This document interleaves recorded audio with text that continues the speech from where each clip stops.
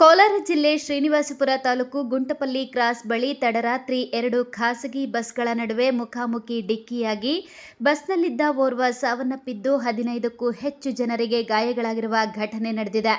Suvarnamukhi bus ಹಾಗೂ AR travel bus ನಡುವೆ ಅಪಘಾತವಾಗಿದ್ದು, ಮೃತ ವ್ಯಕ್ತಿಯನ್ನ ಆಂಧ್ರ ಮೂಲದ ಮದನಪಲ್ಲಿಯ ಗಂಗಾಧರ್ ಎಂದು ತಿಳಿದುಬಂದಿದ್ದು, ಬಸ್ ಓವರ್ಟೇಕ್ ಮಾಡಲು ಹೋಗಿ ಅಪಘಾತವಾಗಿದೆ ಎಂಬುದು ಸಾರ್ವಜನಿಕರ ಮಾತಾಗಿದೆ.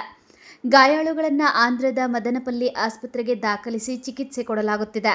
ರಾಯಲ್ಪಾಡು ಪೊಲೀಸ್ ಠಾಣಾ ವ್ಯಾಪ್ತಿಯಲ್ಲಿ ಪ್ರಕರಣ ನಡೆದಿದ್ದು, ಪೊಲೀಸರು ಸ್ಥಳ ಪರಿಶೀಲಿಸಿ ಮುಂದಿನ ಕ್ರಮ ಕೈಗೊಂಡಿದ್ದಾರೆ.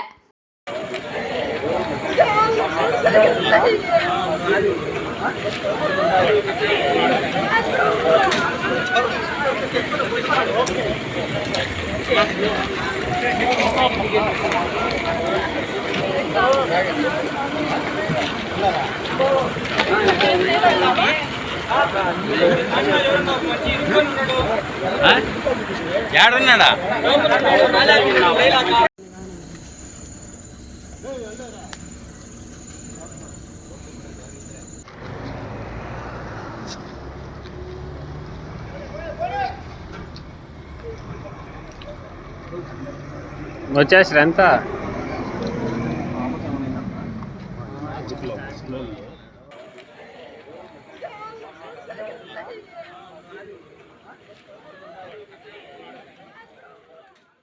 NM Suresh, MMTV news, Srinivaspur.